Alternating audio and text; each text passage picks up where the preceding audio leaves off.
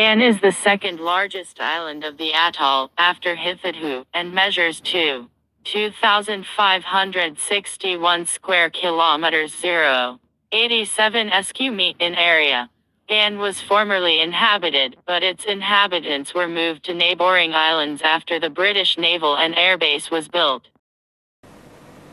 Mike Alpha, November Uniform Golf Gan, 7 miles from touchdown, heading 100. Change now for final controller. Mike Uniform Golf. Mike Uniform Golf, this is Gan Final Controller. How do you read? Gan Uniform Golf, you're loud and clear. Roger, Uniform Golf, I have your good radar contact on PAR, 6.5 miles from touchdown. You're on the extended centre line. Confirm heading 10. Base edit.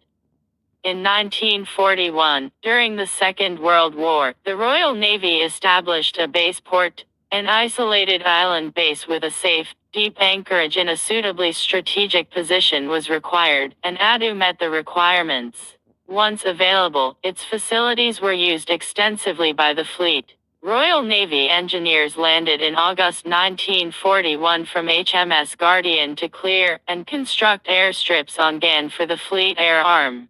In the interim, Catalina and Sunderland flying boats operated from jetties on the northern, sheltered side of Gan. Large oil tanks were built on Gan and on Hithadhoo Island on the western edge of the atoll, vital elements for a naval base. These were visible from a long distances at sea, but this was unavoidable, given the atoll's low profile. Ship's supplies for the fleet were provided from a pair of Australian refrigerated ships, chanked and taping, that included Addu in a number of bases that they serviced regularly.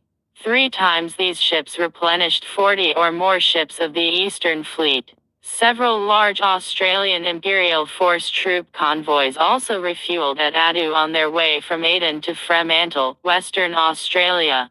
The 6 major islands were garrisoned by the 1st Royal Marine Coast Defence Regiment, manning shore batteries and anti-aircraft guns.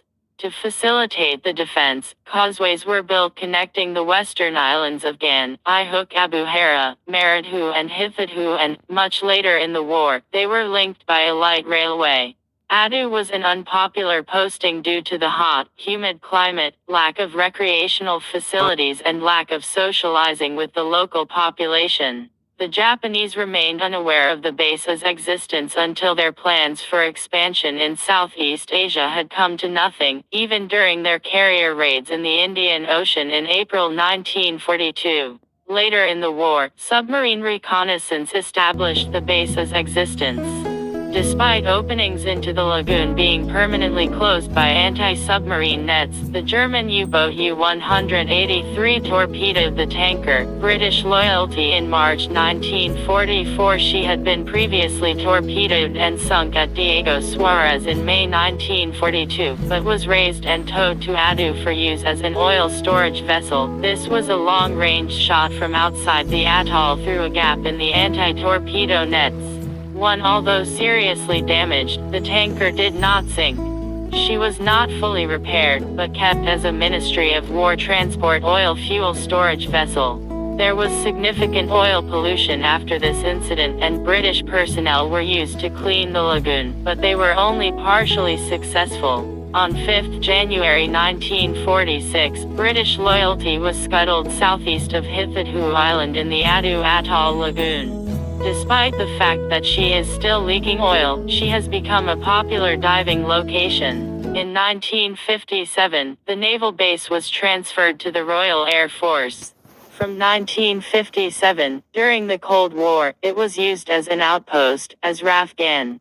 The base remained in intermittent service until 1976, when British forces withdrew. From Gan Island, several rockets of the Cabrera type were launched from a pad at 0°41S and 73°9E2.